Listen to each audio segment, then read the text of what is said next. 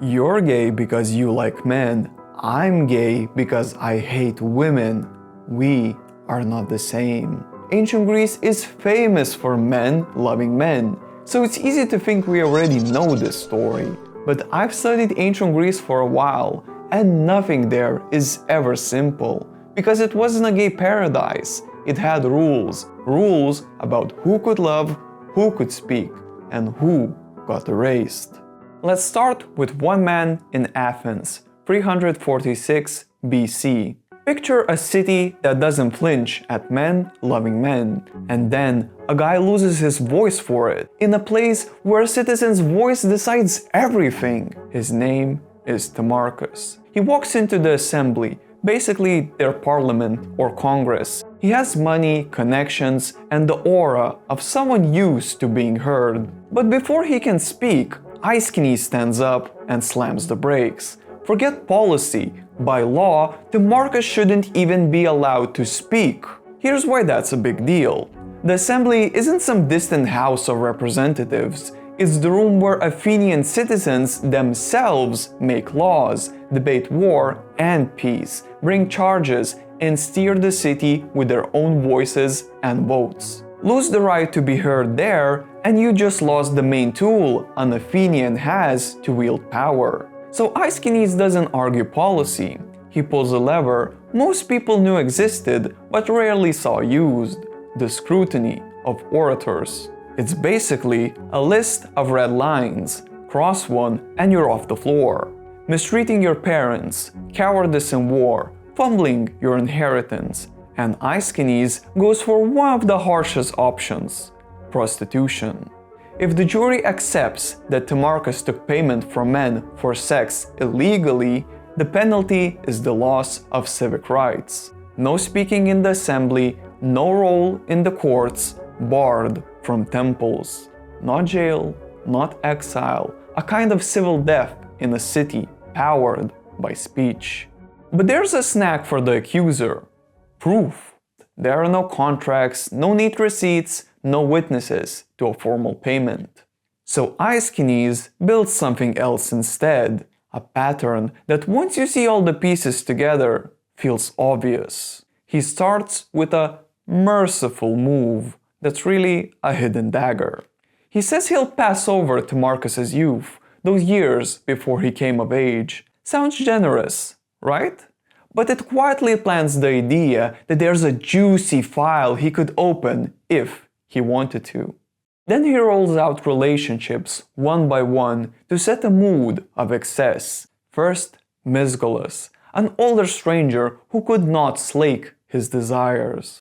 Aeschines says Timarchus left his father's house to live with him without shame. He's not describing one moment, he's building a pattern: eagerness, availability, zero restraint. Aeschines keeps saying Timarchus was enslaved to pleasure. More names follow. The company isn't always respectable. And, he hints, there are simply too many men. Then he tightens the money angle. Timarchus burned through his inheritance, gambled, chased luxuries he couldn't afford. Where did he get the cash from? If he's still attached to older men, the jury can't connect the dots, and Aeschines is very happy to help them do that silently. His most persuasive story lands at the city's Dionysia, Athens' big spring festival.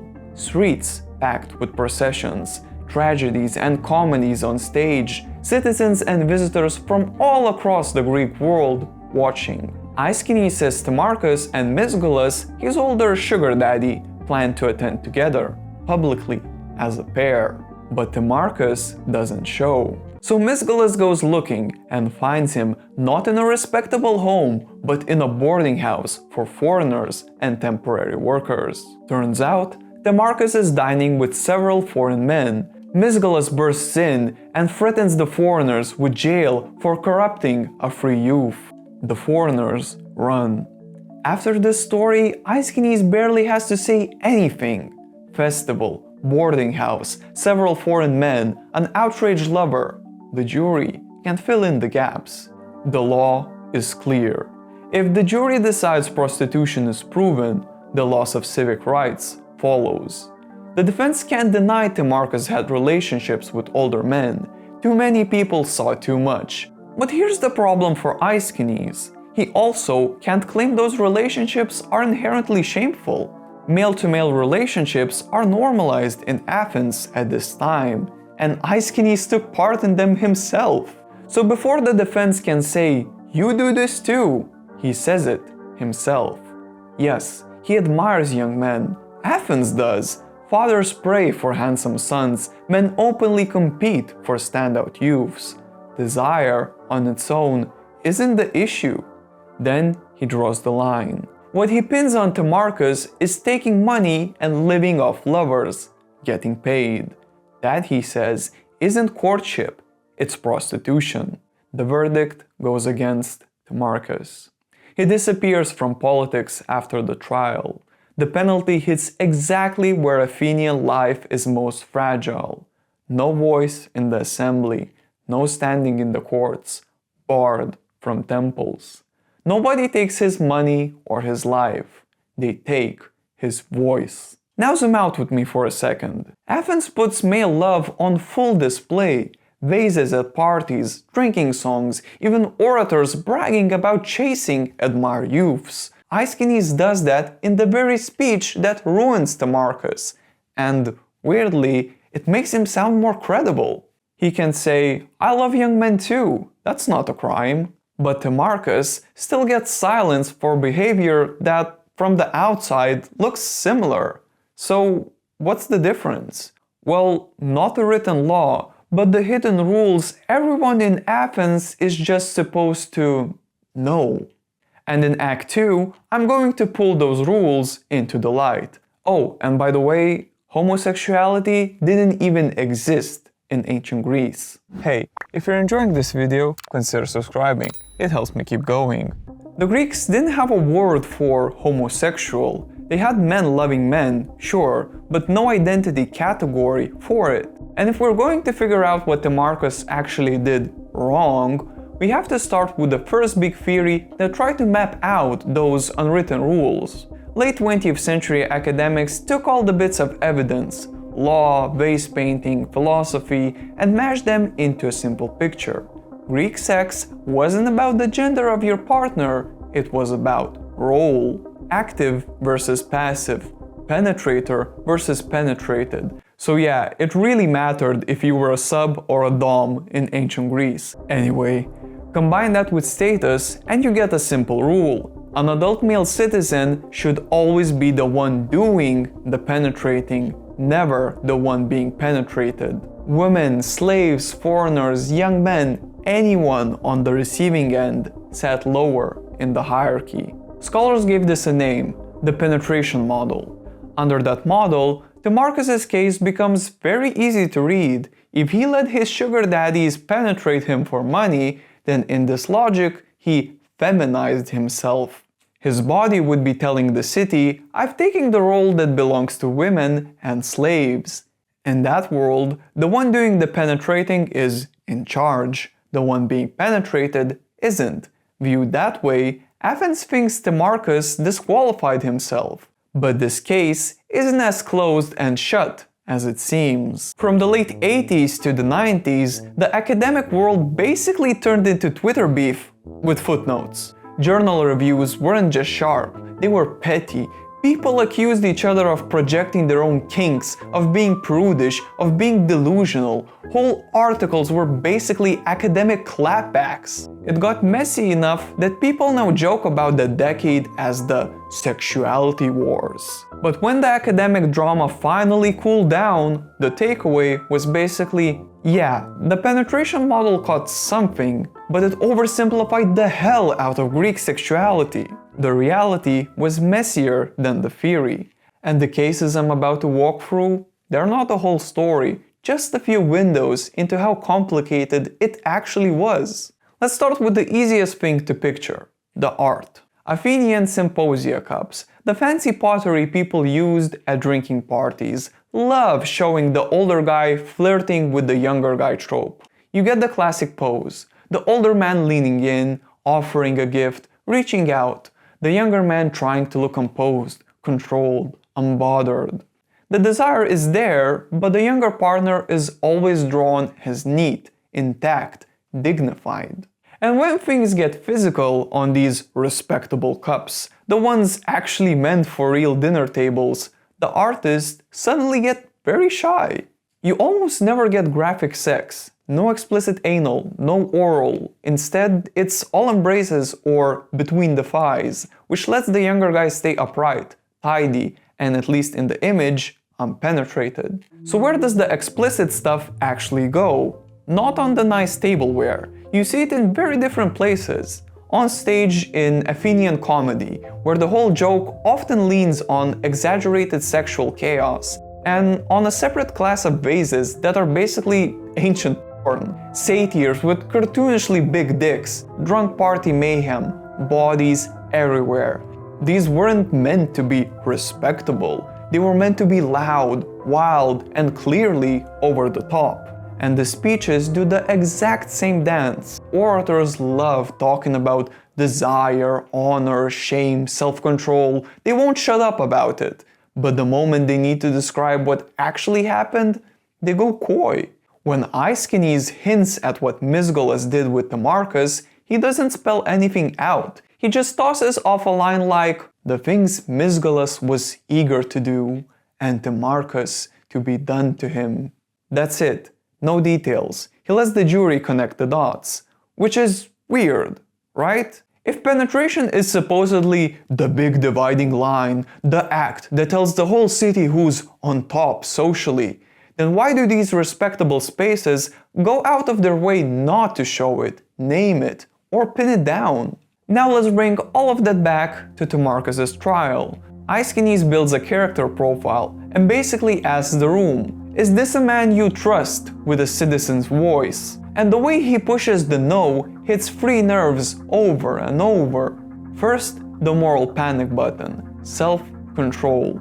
Greek culture is obsessed with moderation. Everyone talks about it. Tragedies praise it. Philosophers dissect it. Even symposia have rules about not losing your mind with wine. A real citizen is supposed to feel desire, but not be ruled by desire. Aeschines flips that on its head. He paints Timarchus as someone who's enslaved to disgraceful pleasures. Not a guy who has sex, but a guy who can't stop himself. A man dragged around by appetite instead of holding the reins. And if the jury buys that, you don't need graphic details. A citizen who can't govern himself doesn't look fit to help govern the city. Second nerve, money. In Act 1, we saw that blowing through your inheritance is literally on the list of things that can get an orator dragged into scrutiny. Aeschines knows this and leans in hard. He paints Timarchus as someone who's burned through everything he was given, gambled, overspent, chased luxuries, and then filled a financial gap by attaching himself to older men. This isn't just he had relationships. This is he moved in with Misgolus, let other households support him, and became financially dependent. And in a culture where a citizen is supposed to run his own household and stand on his own 2 feet, that shift from admired companion to sugar baby looks bad. Third nerve, public reputation. Aeschines doesn't frame Timarchus' habits as private mistakes. He keeps hammering the idea that everyone knows his hangouts, the gambling houses, the shady neighborhoods, the sketchy crowd. The picture is not someone who slips up, but someone who doesn't even try to guard his reputation. And in Athens, your reputation is your political credit score. Who listens to you, who trusts you, who even stands next to you in the assembly. All of it hangs on the story the city believes about you. The exact details of what happened behind closed doors matter less than the image people already carry around. Modern scholars aren't wrong here. The Greeks aren't just rating bodies, they're rating roles. They're asking, do you control your appetites, or do they control you? Can you stand on your own, or are you kept? Do you guard your honor, or have you turned your life into a spectacle? That to me is the real rule book that Act 1 was hinting at. But there's one more complication I can't dodge in this video. I've been saying the Greeks as a shorthand, but ancient Greece wasn't one country with a single set of rules. Each city-state, Athens, Sparta, Crete, had its own laws, customs, and ideas about what counted as a good relationship, a good citizen, a good man. Change the city or the time, and the lines we've just traced move. And nothing shows those differences more clearly than the topic I've been tiptoeing around so far. The uncomfortable elephant sitting in the middle of all of this. That's what I'm going to open up in Act 3.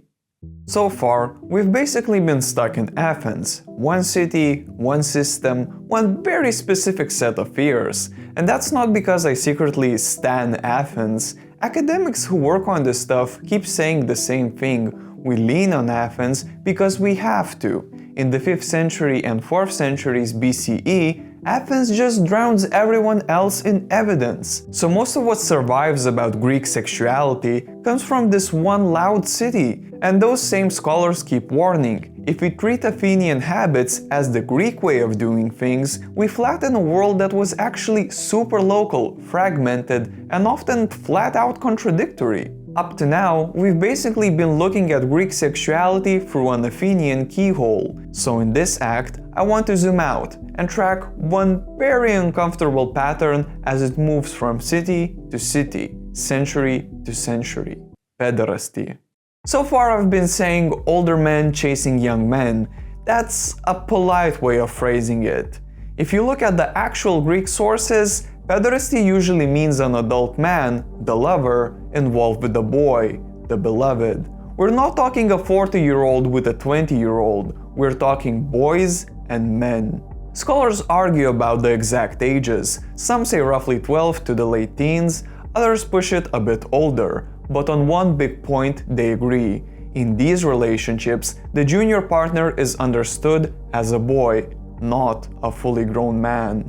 So yeah, that's uncomfortable, and it should be.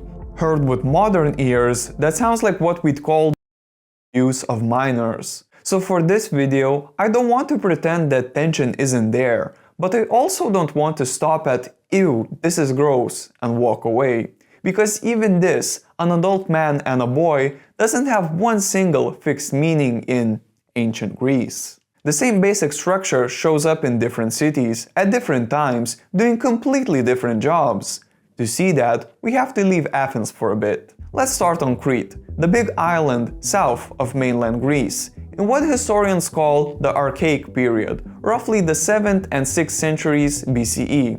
Here, pederasty isn't some dirty secret on the side, it's part of how the elite keep their little club going. The historian Ephorus, writing in the 4th century BCE, describes a formal ritual among aristocratic families. It goes like this. An older man from the local elite publicly announces that he plans to carry off a specific boy. This isn't a stranger in a van. Everybody knows who he is. Everybody knows the boy's family. The boy's male relatives and friends even stage a performance of outrage. They chase, they protest, they act horrified. But everyone understands it's Peter. Then the man takes the boy out of the city and into the countryside for about 2 months. Out there, away from town, they hunt, eat, and train together. It's framed as preparation for adult life, endurance, weapons, living rough. When they come back, there's a public ceremony. In front of the community, the older man gives the boy 3 big gifts. First, military gear,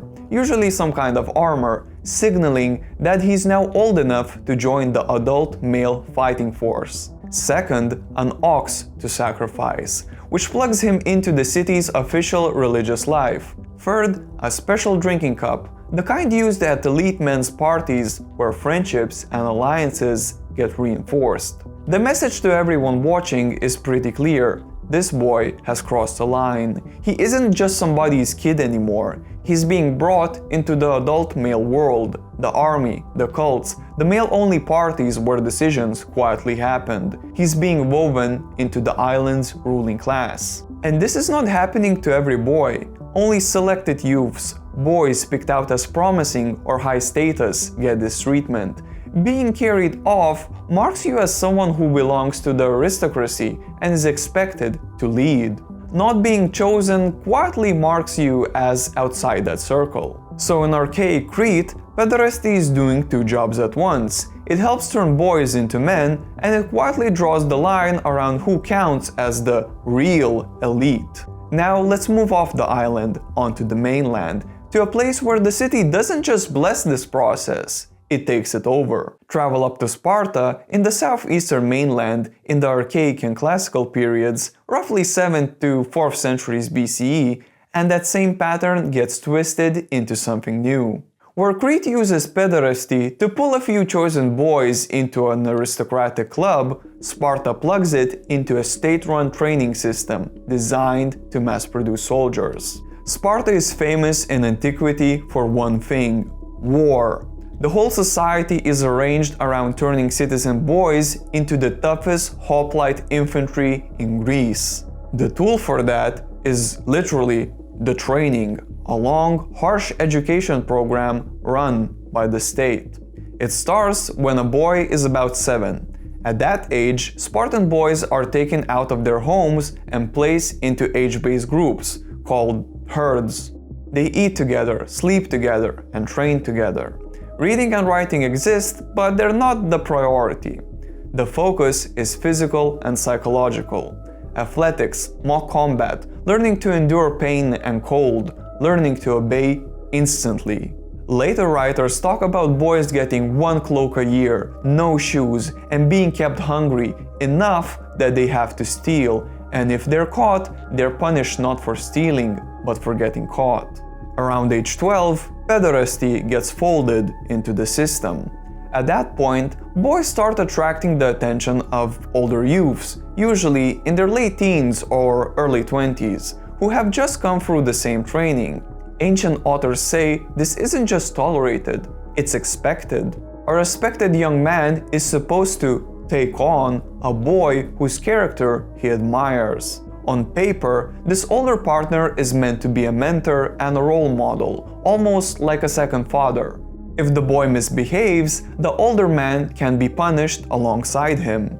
Older citizens, in general, have the right to discipline younger ones, but the boy's partner carries special responsibility for how he turns out. So in Sparta, pederasty basically turns into a surveillance network. The older lover isn't just a lover, or even just a teacher, he's an extra pair of eyes and hands for the state. His job is to make sure the boy internalizes Spartan values: obedience, toughness, conformity, total commitment to the group. But was this sexual? Officially, Spartans insist the relationship is all about character and self-control, and that anything explicitly physical is shameful. But some of those denials sound very defensive, which usually means reality was messier. Safest thing to say? Sometimes it was probably erotic in the literal sense, sometimes not.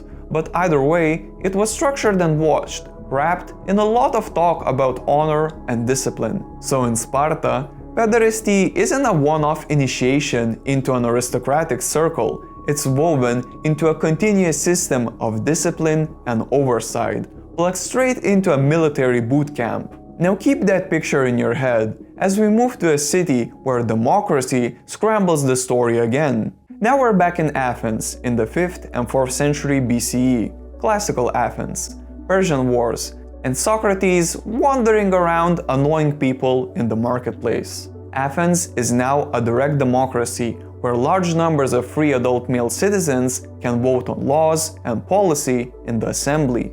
Power no longer sits only with the old aristocratic families. In that context, any custom that looks like rich guys doing whatever they want with other people's sons starts to feel suspicious. At the same time, Athens develops paid teachers and professional educators, so if you can hire someone to teach your son rhetoric or philosophy, you don't really need a sexualized mentorship to fill that role anymore.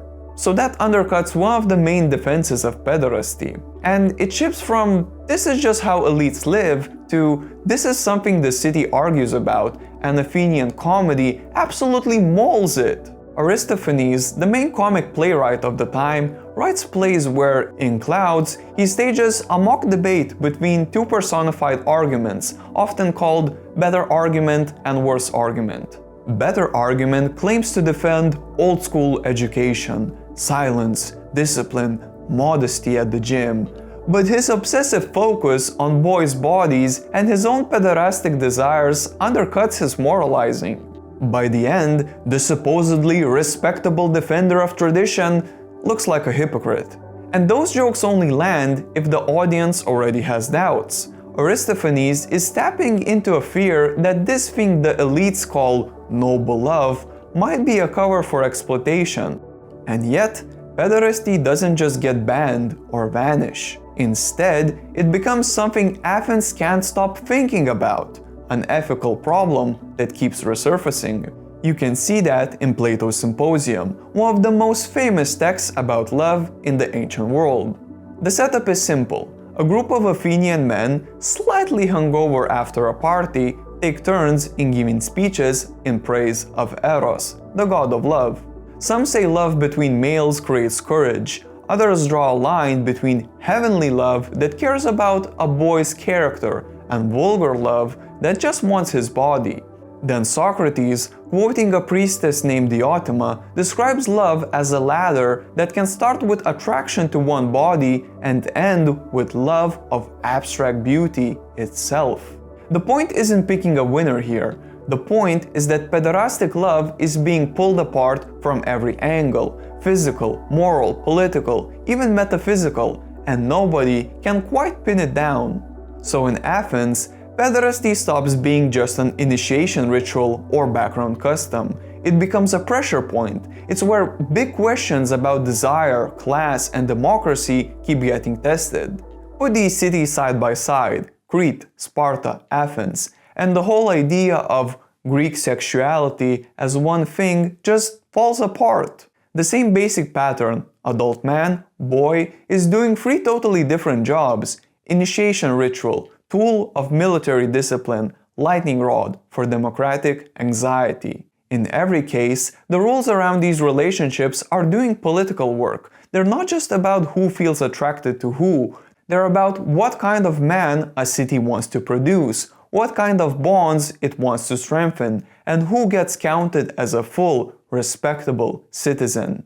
So if you want to know what Greek sexuality meant in any specific case, you always have to ask three things: where are we, when are we, and whose voice are we actually hearing? And even then, we're only getting half the story. So far, it's been a world of men, male bodies, male desires, male anxieties. But what did all of this look like if you were a woman living inside it? That's where I'm going next. By now you might be thinking, okay, finally, we get to hear from the women themselves. Except, when you actually go looking for women's voices in the ancient Greek world, you hit silence. Not total silence, but close. We have fragments of Sappho, the poet of Lesbos, whose love songs between women still echo today. We have a few inscriptions, a handful of women's names in decrees, but almost everything else about Greek women comes from elite men, historians like Thucydides and Xenophon, philosophers like Plato and Aristotle, comic playwrights, orators, lawmakers. And modern historians keep waving the same red flag. When these men talk about women, they're not giving us women's self-portraits, they're building ideals, drawing boundaries, prosecuting cases. What we usually see is male ideology about women, not women speaking in their own voice. And it gets thinner from there. The women we see most clearly are citizen women in major cities, mostly Athens in the 5th and 4th centuries BCE. Earlier and later periods shift again, but the evidence evaporates fast. You catch outlines, not lives. So if we can't reconstruct some complete ancient Greek woman, the honest move is to narrow the frame to the one place we can see more clearly, classical Athens, and ask one simple question: what does womanhood look like inside that system? Let's start with the basics, the legal rules that make citizen women matter and silently hold up everything we talked about so far. Every citizen woman is legally attached to a man, her guardian. As a girl, that's her father. When she marries, it becomes her husband. If she's widowed, it might shift to a son, a father again, or whichever male relative steps in. She can't represent herself in court. She can't make major contracts alone. She doesn't sign her marriage. Her father and future husband make the agreement. She's the one being transferred, not the one shaking hands. And this isn't just tradition, it's political engineering. In the mid-5th century BCE, an Athenian politician called Pericles, one of the city's most influential leaders during the Persian and Peloponnesian Wars, pushes a new citizenship law. From now on, only children of 2 citizen parents count as citizens. Before this, a citizen man could marry a foreign woman and still produce citizen sons. After this law, a citizen woman's status becomes just as essential as his. Suddenly, her womb becomes a checkpoint. The city doesn't just care that she marries a citizen, it cares that she is one. Her body becomes a border, and borders have to be guarded. Take the adultery law. If a husband catches another man in his bed with his wife, he can kill that man on the spot and call it legal. The wife must be divorced or the husband risks his own civic rights. She is pushed out of certain religious roles marked as damaged. Meanwhile, he can sleep with enslaved women, visit brothels, even keep a mistress, and none of it threatens his political standing, as long as the bodies that matter, his wife and daughters, stay intact. The logic isn't subtle. Control of citizens' women's sexuality equals control of heirs equals control of citizenship equals control of the city. But laws don't show us how any of this played out in real life, because even under the same rules, women's day-to-day realities split sharply along class lines. The textbook Athenian woman is the secluded wife, praised as Pericles in his famous funeral oration famously put it, when she is least talked about among men, whether in praise or blame. The ideal is silence and invisibility. For elite families, that ideal had architecture behind it. Houses are arranged, at least in theory, into distinct zones: the men's room for drinking parties and male guests, and the women's quarters for weaving, child-rearing, and enslaved labor. Most of that work happens in courtyards and back rooms, hidden from the city's gaze. But when a respectable woman does go out, it's for funerals, festivals, or family visits, ideally veiled and escorted. The house itself becomes a device for managing how much of her the city gets to see. But here's the crack in the ideal. Seclusion is expensive. It assumes the household can afford not to have its women earn. It assumes enslaved labor for errands. It assumes a house with enough rooms to carve out separate spaces. Most families didn't have that. So a lot of citizen women worked. They sold cloth or food, they nursed, they weaved, they helped in workshops and farms. They drew water at public fountains, places where women gathered, talked, and were visible to the whole neighborhood.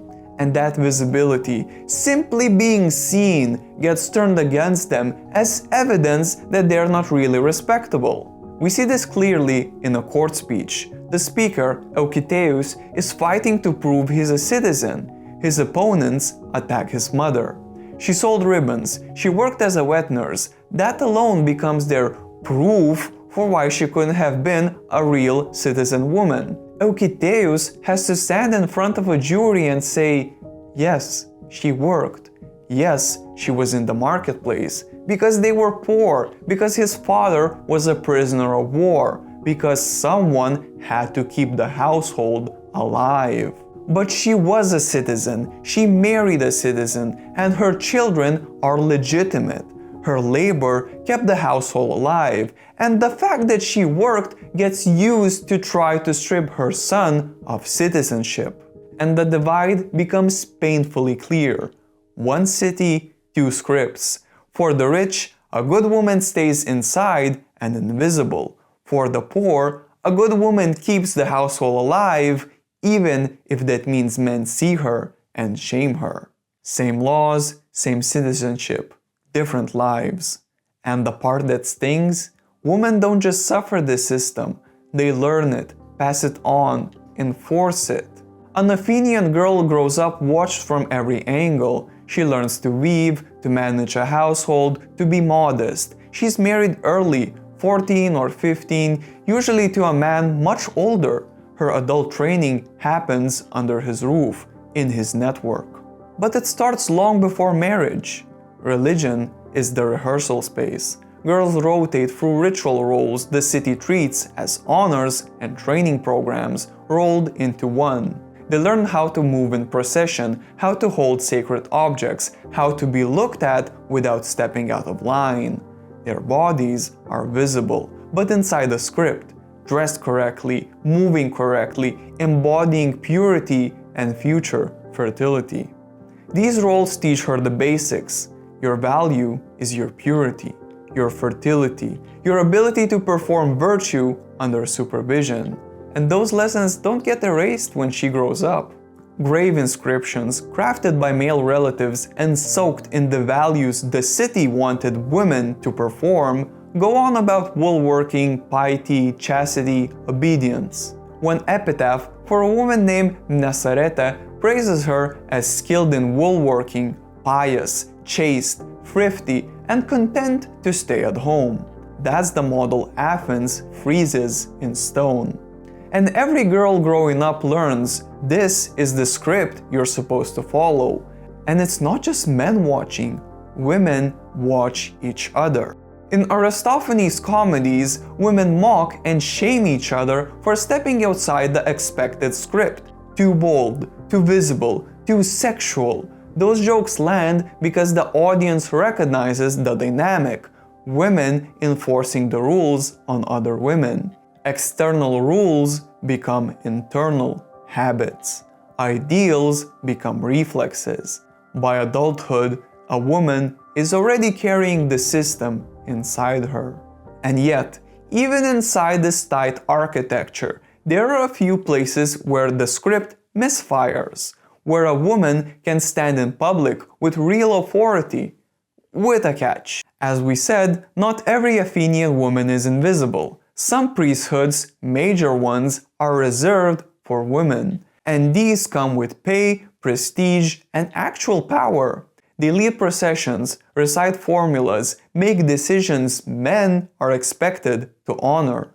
That's real authority, but it's tightly contained. A priestess' voice is religious, not political.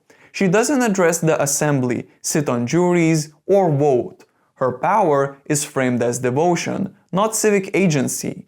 She can speak, but only inside the temple. Even so, Athens isn't monolithic. There are actual openings in the system where some women step into public visibility, manage resources, speak, lead. But those cracks don't rewrite the basic rule. Male citizens still hold the assembly, the courts, the military, the offices. A woman can be a citizen, even a powerful priestess, but she still can't be her own guardian, and she still can't vote.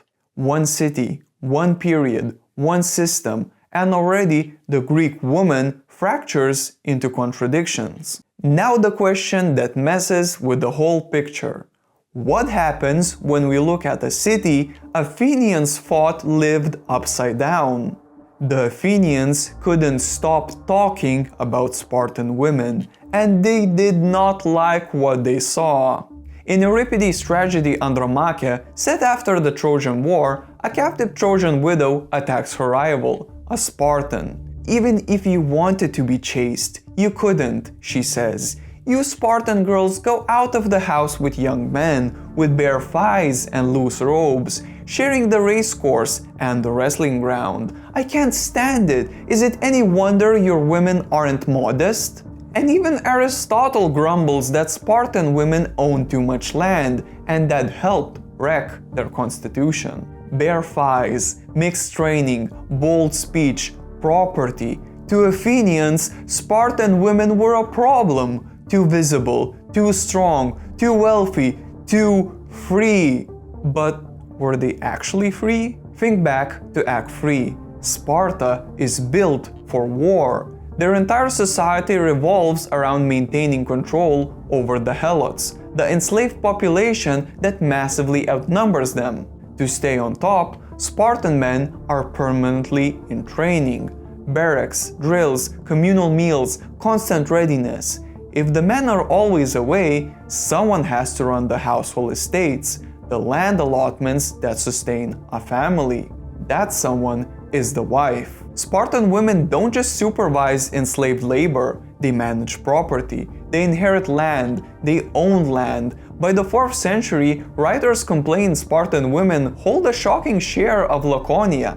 Economically, they occupy space Athenian women rarely touch. Their bodies follow a different script too. Spartan girls train, running, wrestling, javelin, discus. They compete in public festivals, sometimes lightly clothed or nude, just like men. But this isn't girl bossing in antiquity, it's reproduction logic. Strong mothers produce strong sons. And even marriage comes later than in Athens, closer to 18 or 20, when women are physically mature, not in their mid-teens. There's no architectural system designed to hide women. Spartan women appear in public.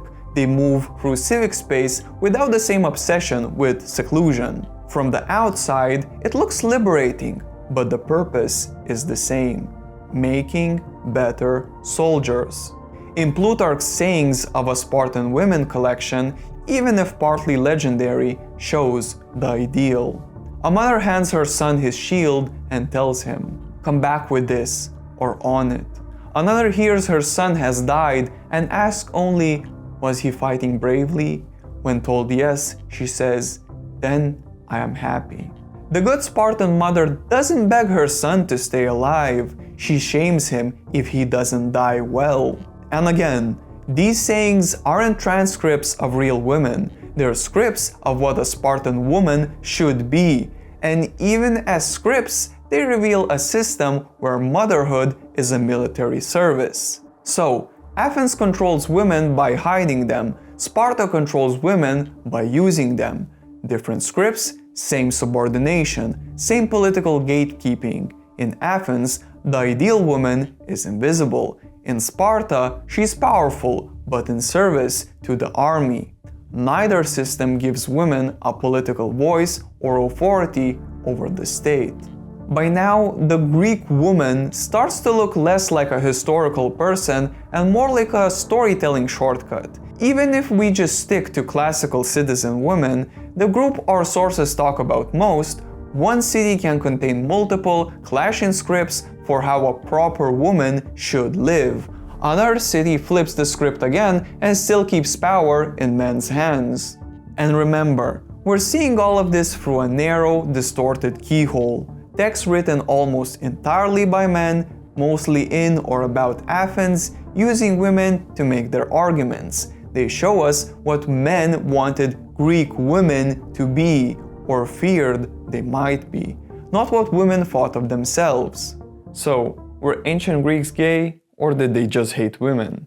Once you sat with everything we walked through, that question starts to feel way too simple for what was actually happening. Male desire wasn't hiding, it showed up in the art, the jokes, even the way men talked about virtue. But that sexual freedom only works if everyone knows their role. What counted as acceptable shifted with age, status, reputation, and place. And stepping outside that script meant losing your place in the city. And so when we finally look for ancient Greek women, what we mostly find isn't women speaking, it's men writing roles for them.